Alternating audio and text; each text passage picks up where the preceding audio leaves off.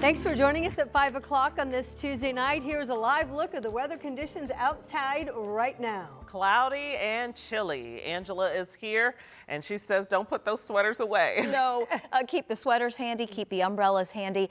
As expected, we had some rain early today south. Now all of us are dealing with a few showers, so we'll get to radar in just a second. Out and about this evening, you are going to run into that rain and a few wet roads. Temperatures will be in the upper 40s and low 50s. Cool enough that you'll need that sweater or the jacket. And here's the reason you'll need the umbrella. Scattered showers working their way through parts of central Indiana. Lafayette, you're now on the dry side, along with Delphi and Logansport and Monticello, into some of the steadier rain right now over Boone County and the northwestern sections of Marion County. This is a close-up view of Zionsville and the Lebanon area. We have some pockets of steadier rain east as well, from Greenfield to Newcastle, southwest to Greencastle, into Cloverdale south along 231. Spotty showers Martinsville, Bloomington, Ellettsville, into Franklin and Nineveh, Columbus and North Vernon as well. The scattered showers will continue over the next few hours, but there's nothing developing behind it. So we'll have some showers between now and about 9 o'clock before this clears the state. Then we'll turn our attention to another slight rain chance early in the day tomorrow, and more spotty showers developing tomorrow afternoon and evening. Not as widespread or as steady today. High temperatures tomorrow in the low 50s. All right, Angela, thank you. We'll check back in. And if you want to keep an eye on the rain chances in your neighborhood specifically, it's a good idea to download the live Doppler 13 weather app. That will get you real-time radar straight to your phone.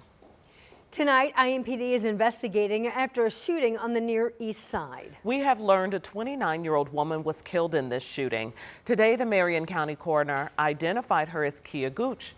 The shooting happened just before 11 Monday night on Rural Street near Brookside Park. A person at the scene was detained, but IMPD says after they talked with the Marion County Prosecutor's Office, that person was released. If you know anything about this case, you are urged to call Crime Stoppers.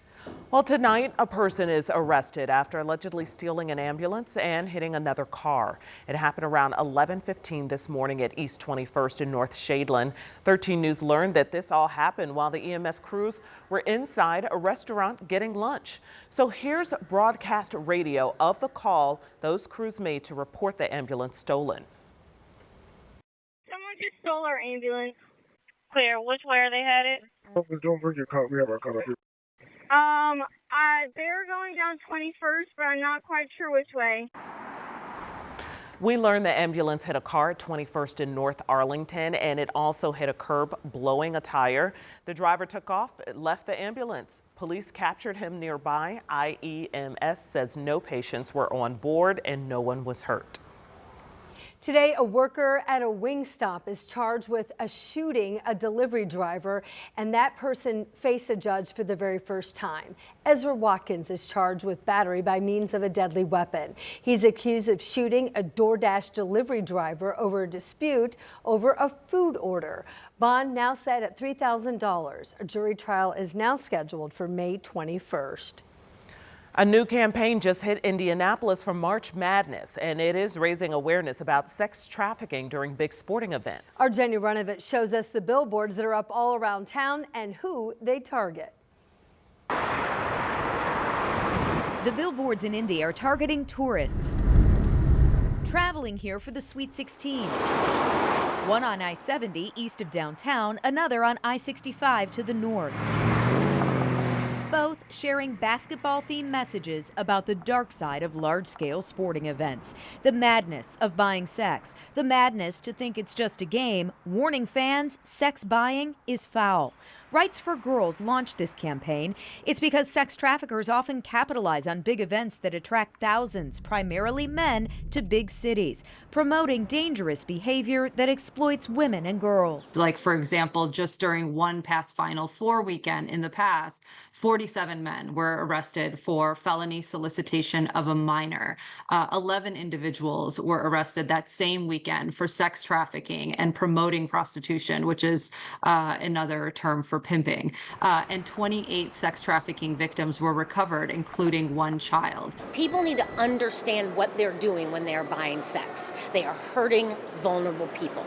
Indy isn't the only target for heightened awareness. Rights for Girls put up billboards in 8 cities hosting NCAA tournament games.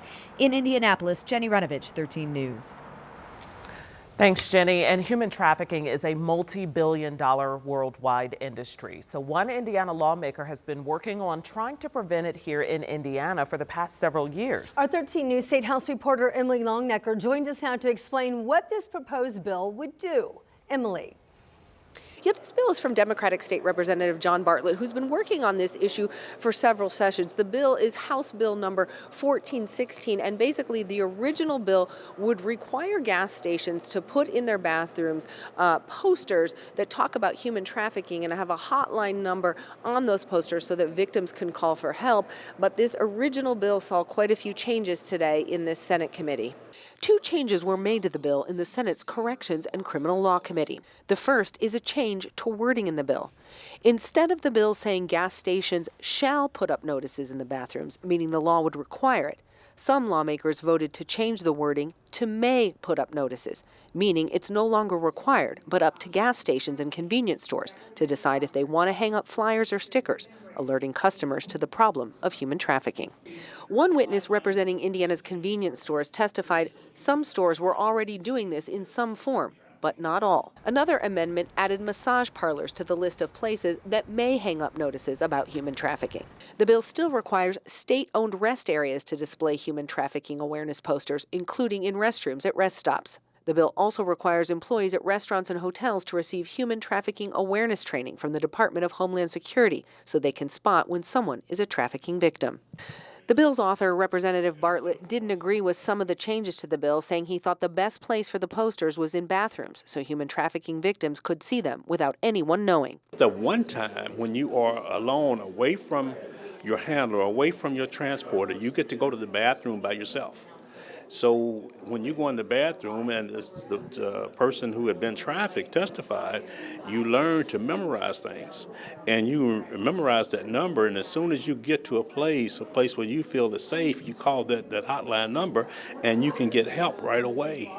And so, like, why wouldn't we put those posters in bathrooms? Why should we want to water that down is my question. And Bartlett said he was not happy to see some of the changes that happened with this bill, but said he was happy to see it continue through the legislative process, which it is. He wasn't the only lawmaker today not happy to see some of the changes with House Bill 1416. In fact, Democratic State Senator Greg Taylor said that he plans to offer some amendments to this bill when it gets before the Senate on second read. At the Indiana State House, Emily Longnecker, 13 News. Today at the State House, lawmakers also looked into billboards that advertise weed across state lines. So our coverage continues ahead at 6:15. We look into their plans to keep marijuana out of Indiana. Today, Governor Braun signed House Enrolled Act 1149 into law, and it is a new online portal for Hoosier farmers. It will give farmers a place to communicate with state government and get information on agriculture in Indiana. So the goal is for it to help them navigate state and federal agencies and avoid red tape so farmers become more successful. It will also include funding and grant deadlines so the farmers have all the information. Tomorrow, the community will talk and brainstorm about the future of interstates in downtown Indianapolis. It's called the Rethink Coalition. The goal is to improve connectivity, pedestrian access, and traffic efficiency for folks to come to downtown Indianapolis. If you'd like to go, the meeting tomorrow begins at 6 o'clock at night and will run until 7:30. It is at Switchboard 801. That's located on Shelby Street. Tonight, there will be ramp and lane closures on I-65 and 465 on the south side. So there will be a single lane on I-65 northbound to 465 and then a single lane on 65 southbound ramp to 465. This goes from 9 o'clock tonight until 6 in the morning. There also will be closures tomorrow night. So that is when I-65 southbound ramp to 465 goes to a single lane. A very, very tough day today of mourning and celebration. Family, friends, and classmates, teammates all came together to remember the life of a young football player from Fishers who was killed tragically in a car crash earlier this month. Rich Nye takes us to the Celebration of Life service for Mason Alexander. It was held at the Fishers Event Center so more people could attend.